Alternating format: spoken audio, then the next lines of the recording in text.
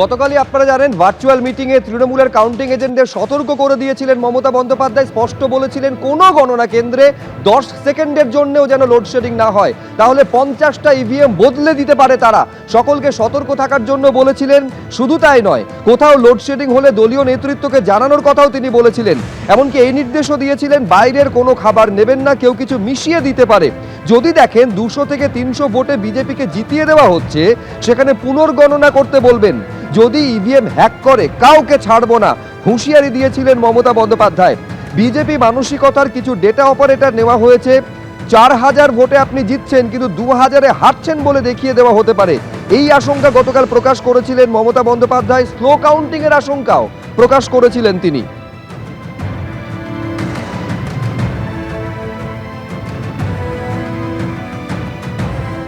ধরেই নেওয়া যেতে পারে যে বিজেপি অনেক রকম কায়দা করতে চাইবে, বিক্রমবাজি যেটাকে বলা হয়, করবার চেষ্টা করবে নানা রকম। তার জন্য প্রতিষেধকের ব্যবস্থা, সাবধান থাকার ব্যবস্থা বলেছেন মমতা বন্দ্যোপাধ্যায় আমাদের নেত্রী, এবং একই সঙ্গে বলেছেন অভিষেক বন্দ্যোপাধ্যায়। এবার জেনারেটর এবং যে ট্রান্সফরমার, মনে করুন আজকে এই বাড়িতে বসে কাউন্টিং হচ্ছে, এর ট্রান্সফরমারটা রাস্তার 100 মিটার বা 150-200 মিটার দূরে একটা ট্রান্সফরমার, সেখান থেকে তার উপরেও লক্ষ্য রাখতে বলে দেওয়া হয়েছে। আমরা সর্বত্র আমাদের কর্মীরা থাকবে, যাতে কোনো রকমভাবে এই রকম ম্যানিপুলেশনের মাধ্যমে বিজেপি কোনো কিছু করতে না পারে। এবার জলপাইগুড়ির ছবি আপনাদের সামনে রাখবো, যেখানে উত্তরবঙ্গ বিশ্ববিদ্যালয়ের ক্যাম্পাস রয়েছে এবং যেখানে ভোট গণনা কেন্দ্র করা হয়েছে। তার বাইরে রয়েছে ট্রান্সফরমার, সেই ট্রান্সফরমার পাহারা দিচ্ছে তৃণমূল।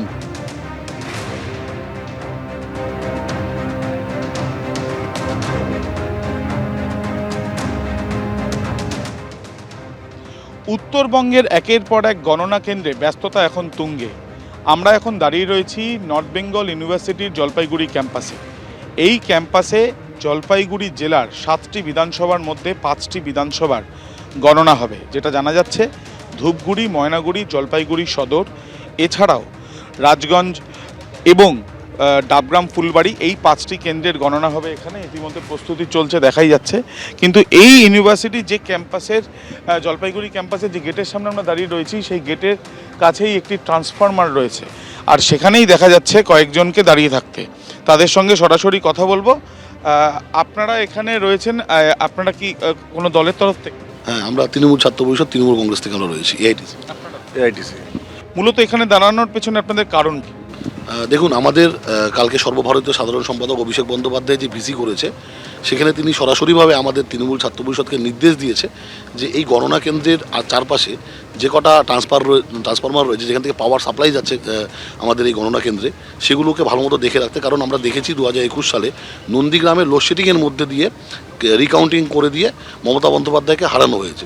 তার যেন পুনরাবৃত্তি না হয়, তাই আজকে থেকেই আমরা এই গণনা কেন্দ্রের বাইরে যে সমস্ত ট্রান্সফরমার রয়েছে, যেখান থেকে মূলত পাওয়ার যাচ্ছে সে আমাদের কাউন্টিংয়ের হলগুলোতে, সেখানে আমরা আজকে থেকেই ডেরা দিয়েছি। আমরা আজকে থেকে এখানে পাহারা দিচ্ছি, সারা রাত আমরা আজকে পাহারা দেব। গণনা কেন্দ্রের প্রেমিসেসের মধ্যেই যে ট্রান্সফরমার রয়েছে, সেই ট্রান্সফরমার আলাদাভাবে ঘিরেও রাখা হয়েছে, এখানে দেখা যাচ্ছে বাঁশের এই স্ট্রাকচার দিয়ে। কিন্তু সেই স্ট্রাকচারের বাইরেই দাঁড়িয়ে রয়েছেন তৃণমূল কংগ্রেসের কর্মীরা। তাদের যেটা বক্তব্য, তাদের দলের তরফ থেকে যে নির্দেশ দেওয়া হয়েছে, সেই নির্দেশ মেনে তারা ট্রান্সফরমারকে পাহারা দিচ্ছেন। তার কারণ তাদের আশঙ্কা রয়েছে যে এই গণনা প্রক্রিয়া যখন চলবে, সেই সময় গণনা প্রক্রিয়া চলার সময় লোডশেডিং হতে পারে বলে তাদের আশঙ্কা। ক্যামেরায় শান্তনু দত্তর সাথে আবির দত্ত, এবিপি আনন্দ, জলপাইগুড়ি। এবিপি আনন্দ, এগিয়ে থাকে, এগিয়ে রাখে।